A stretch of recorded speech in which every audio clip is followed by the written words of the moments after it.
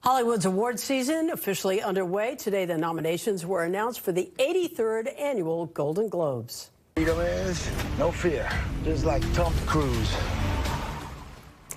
Paul Thomas Anderson's One Battle After Another led the film category for this year's nominations. On the TV side, HBO's The White Lotus led with 6 nominations. The 83rd annual Golden Globes are slated for January 11th. We want to bring in Variety's executive editor for TV, Michael Schneider. Thanks so much for joining us. Absolutely. Good to be here.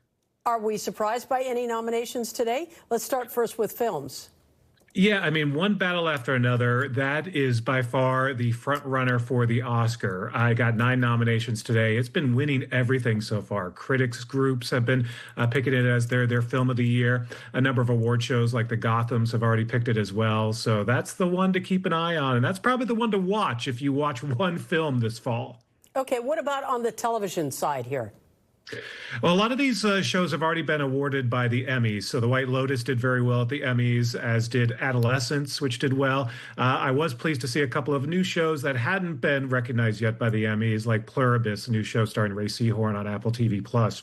But yeah, a lot of surprises, more on the film side, I think, than on the television side. And let's talk a little bit about the snubs, because that's usually very telling. Starting with film, television, and actors or actresses here. I think the biggest snub that sort of surprised everyone was Wicked for Good not actually getting a musical or comedy nomination. It's a musical, after all. It's a bona fide musical, and it didn't get a nomination there.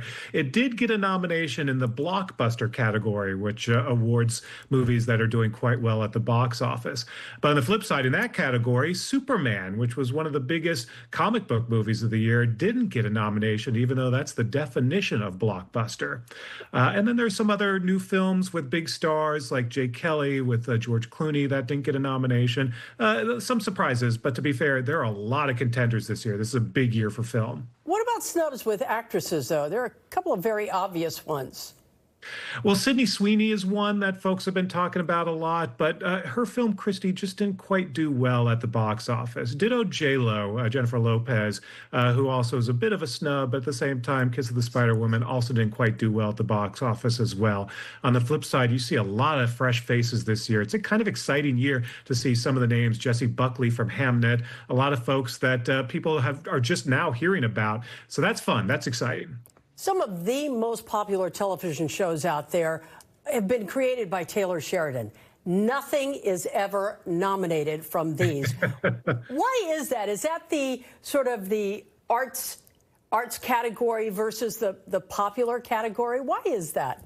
Well, it is a crowded marketplace. To be fair, there's a lot of great TV. So the so-called prestige shows generally get more attention by these award shows than the populace fare. To be fair, shows like NCIS and Law and Order, Chicago, all the Chicagos rarely get nominations as well, even though they get millions of viewers, partly because there's only so many room. There's only so much room for nominees, and the prestige shows generally kind of win out.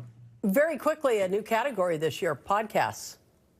Yeah, this is a very interesting category because we're curious, would they go with a more political bent or would they go with more of the Hollywood celebrity hosts? And they went more Hollywood, which I think is probably to the relief of a lot of folks who are going to be in the audience and also watching the show. But Amy Poehler's podcast, Dax Shepard, Smartless. So it's a star-studded category. All right, Michael, as always, once again, Golden Globes, January 11th. Thank you. Thanks.